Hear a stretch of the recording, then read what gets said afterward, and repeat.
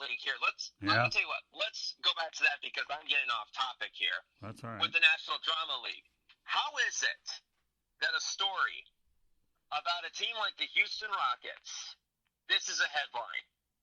The Rockets were calling up the NBA asking for the final 8 minutes of the Jazz Rockets game to be replayed. I'm sorry, Nuggets game to be replayed because of a excruciatingly bad call. Is this what it's become now? This is the drama. This is the story we need to be bringing up. This is what's going to get the clicks. I mean, when is it going to be more about what happens on the court than what happens off the court? That's my problem right now. Well, thanks for backing up my point. I appreciate it, okay?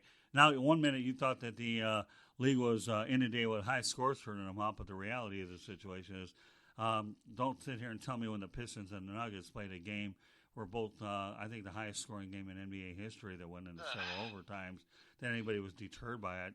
That was a great game with a lot of great individual efforts. Nobody cares about that. That's not a big deal. But when the off the court stuff overshadows the on the court stuff, and I'll even take it a step further. You have Greg Popovich, Stan Van Gundy, and all these other Steve Kerr talking politics. That doesn't help, but I'm not going to put that on them because that opens up something else. But again, let's not lose sight of the main point here, okay? And that's this. When the off-the-court stuff overshadows the on-the-court, you have a problem. What about the Daryl Morey situation with the Houston Rockets in China? You know, that's just all it is, Jake, is another example of what I don't like about it. I won't watch it. I have no interest in the league. There was a time when I used to cover the Pistons regularly, and I used to go to all the home games, 41 games a year and all, and occasional road games. I loved it because of the type of basketball. You got to know the coaches, the players on a regular basis, and you got to see good defensive basketball, good competitive basketball, where teams were being built, okay, through the draft, through key trades, and you know, when you're able to build that kind of chemistry, it's one thing. Not the way it is now. To me, it's not even watchable. It really isn't. Because you're really sick and tired of a lot of the nonsense that goes on. So, I don't know. I don't care if it's a high-scoring game, if it's competitive and all that. But, you know, there's a culmination of factors about why the NBA ratings are down. But I'll tell you one thing, Jake. The high scores have nothing to do with that. You know, it's not the high scoring. I mean, yeah, that is one of the things, but the thing that really got to me the most was what happened in China.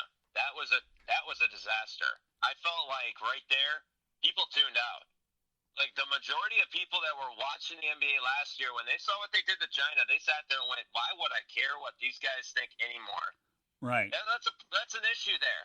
And then, like you said, the lack of competitive balance is also a problem.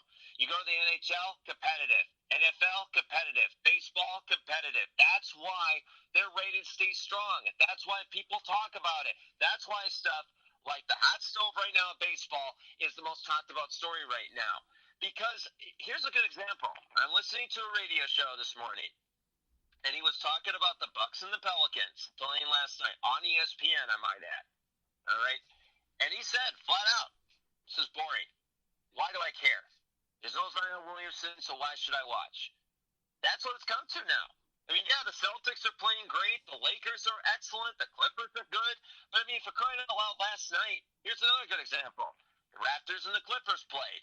Kawhi Leonard actually decided, okay, I'll take load management off for a night, and I'll go play. And you got this wonderful tribute from the Raptors fans and a thank you for giving us our championship and all this good stuff. It was a blowout. Well, here, let me preface your point. Okay, you just brought up you said a mouthful, so let me say a mouthful on mine. Did I do it again? Oh, absolutely. I like audio replays as well as video replays.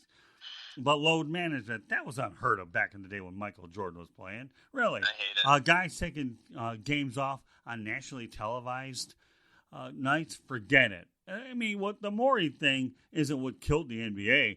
That didn't help it, but there are a lot of things that led up to it, and all the Morey thing was add fuel to a fire. That's all that really did. I mean, don't sit here and tell me that the ratings are down. well, geez, you got a nationally televised broadcast, but your best players aren't there, or these guys take days off on the road. If they're going to take days off, let them take them off at home, but don't do it when you only bring in these guys once or twice a year, because then all of a sudden people are getting say, well, what am I spending all this money on tickets for? And the reason why I'm going there, the guy isn't playing. That's not what they paid for. You get what you pay for. If you want to go ahead and reduce the ticket prices, which they'll never do anyways, then it's not a big deal. But for the average family, and another thing too, is you have more choices with the NBA packages, which will hurt the in-game attendance. But that's, again, not related to, that's not really a high point in this conversation.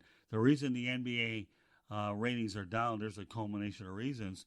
And let's not I don't want to take Stephen A. Smith off the hook. When was the last time he got into a real major discussion outside of basketball? What does this guy even know about hockey? What does he know? Does he know a lot about football? Yeah, a fair amount. Okay. You talk about the four major sports. What does this guy do? Rack up, he gets paid a lot of money because he's the biggest loudmouth on the planet. Probably the most respected journalist I've ever met is no longer there. The following and so forth. So the NBA reasons are self-inflicted. The NBA was at its peak when David Stern was running the league, not Adam Silver, who once upon a time, when you were growing up, did mommy and daddy tell you patty cake, baker's man, okay? That's about what you had with Adam Silver. The only thing that this clown ever did right is he got rid of Donald Sterling, but what else has he done since? Let's go ahead and kiss the players' rear ends here. Okay, let's do that.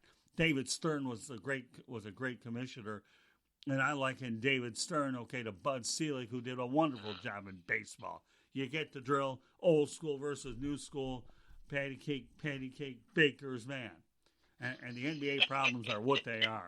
I'm sure you've learned a lot on this broadcast tonight that'll definitely keep you swimming for a while. So very much so. And bravo. Now that I've done a great cleanup job of why I can't stomach the NBA, let's talk about some spring cleaning in the NFL. What do you got? There's a lot of, the first thing about spring cleaning in the NFL has got to be the officiating. The free agency, the salary cap has gone up again, this is why the NFL continues to be that billion-dollar machine, is that they continue to raise up the money. Now, it's going to be interesting. I really do hope this does happen because it has to. But by 2021, they have got to figure out, even before the deadline, to get this new CBA agreement under wraps, because here's the thing. The owners, you're going to have to lose some power. You're going to have to give a couple of percentage points to the players, because of all these guaranteed contracts that are guaranteed with air quotes, they're not really that. So even though, yes, Nick Foles is getting $50 million guaranteed, that means the other 40 he's not going to get. So even though it looks good on paper, it doesn't have the real aspect to it. And so the NFL is going to have no choice. They're going to have to give some money back to the players. That's just how it's going to have to go. The officiating needs work. Lots of work. You need to start up getting – I'm telling you right now, February 4th, after the Super Bowl is done, you get these referees in there and you say, all right, it's time for training. Get ready for the next 2 months. Tell your kids, tell your wife, you will not be there anymore because we need to fix this product ASAP. That's what it needs to become. I know that sounds a little extreme, but you see where I'm coming from. The officiating has got to be the story. They have got to fix this, because come 2020, if I see officiating this bad, there are going to be times where I'm going to turn that television off, because if I'm not covering it and I'm not getting paid to cover it, I'm not watching. That sounds good to me. I mean, the officiating is inevitable, but I think that this collective bargaining agreement isn't going to be as difficult to put together as most people think. And I'll tell you why. It's awful. It'll be easy. They'll get it done. I'm not worried about that. No, they will get it done, but the current CBA agreement is a mess. Well, sure. It's terrible. But one thing about these bargaining agreements is they'll get worked out as you modify the terms and the times. Remember a couple things you have to understand, Jake, okay? Terms and times, okay? TT, terms and times. You're bringing it up to 20 standards. Hey, don't lose sight of the fact that we already know the officiating is horrible, but the biggest thing the owners are going to get out of the whole thing is you'll have that 17th game which will be a international game somewhere where every team will participate, which opens up more cash. So, what money you give the players, to me, that they don't care. They'll be able to build their brand in more ways they want. So the players get a few percentage points. No big deal. We're going overseas, and even teams like the Green Bay Packers are going to have to play overseas, but they won't lose a home game. And more importantly, these guys are getting a 17 game check instead of 16. So that'll help. So that to me, stuff is really easy. They'll get that worked out. You know what? When you look at the amount of work stoppages the NFL has had compared to a lot of the other sports, they will get it worked out. It's inevitable. So yeah, the longest one for the NFL strike, I believe it was 87, and I think there were 4 games. That was when the Scabs played for the Redskins, right? That was 87. Well, all you need to remember about that is a lot of players walked the picket line and broke the union. Definitely. That's all anybody has to know. A lot of them walked the picket line, Jake. And let me tell you, when Joe Montana's walking the picket line, you can't pick out the Scabs. You're going to pick on Joe Montana? No way. No, you never will. You never will. And I'm talking about him along with a lot of high-profile players as well. So I'm with you. But yeah, that'll get worked out. I think that once you incorporate new revenue streams, you get a lot of the stadium issues that are currently you're dealing with straightened out. The Raiders situation will get figured out. The Chargers situation will be with the Rams and their new building. But that'll be for another day. But, that to me is that's the least of my concern. I think the NFL knows what they have to address, but we'll get that collective bargaining agreement out of the way. I think the last time they lost any game to a work stoppage was the Hall of Fame game, and then cooler heads prevailed and they got that deal worked out. But other than that, the NFL has been very good with their collective bargaining agreement. So I still think there are a lot of great days ahead for the NFL. The referee situation is their most critical point, and the contracts will get worked out. But even adding that 17th game, getting rid of a preseason game, isn't going to be a big deal anyhow. Who knows? Maybe you have 2 preseason games locally, and then you find other ways to move another preseason game. And, of course, don't lose sight of the fact that you have a lot of teams doing joint scrimmages as well. So there's a lot of other aspects. That's the big story right there is if you're going to come up with this 17-game season, you got to do something about preseason because I won't lie to you, 4 preseason games for me, it's too much. If you bring it down to 2 preseason games, and you give one more game in the regular season, and heck with it, if you want to do one more wild card playoff, I'm good with that. But this 18-game season, it's gone. Don't even think about it. You're going to have to take just a little cut in the revenue. I get that, but you're not making much money on preseason games anyway. Yeah, so you should be able. But Jake, they conceded the 18th preseason game, the 18th regular season game. They didn't care. You know what? That was easy. Add a playoff game, no big deal. Add a 17th game, no big deal. So I'm with you all the way, partner. I really am. That they conceded that. They don't care. They just wanted an extra game. They got it. They got another postseason. You have a regular season game and you have a postseason game. I think having the extra postseason game easily trumps revenues to begin with rather than add the 2. Once upon a time, you had the USFL that had 18 regular season games. Canadian Football League does too. I think they'll make the NFL. They know how to make money and they know how to keep ratings. A lot of other sports don't. Now, don't tell those billionaire owners how to make money. Believe me, they know more than we'll ever know. And 9 million lifetimes, partner. Let me tell you. So, no doubt about it.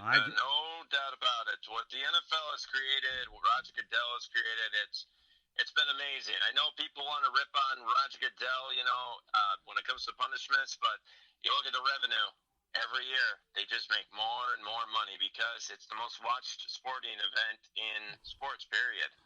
Well, you talk about Goodell with the punishments, that might be one of the things they modify in that agreement as well. I think so too. Yeah, they have to. You're talking about major issues, Jake, and then you're also talking about minor ones. And, again, that might be one of the things that gets amended. So there's a lot of moving parts we'll find out as time goes on. Speaking of scandals and things to work on, let's transition over to the Patriots scandal week. Much more time you have, but we got some heavy-duty subjects to talk about today. Let's talk about the Patriots scandal week. It seems like this is old hat in familiar territory.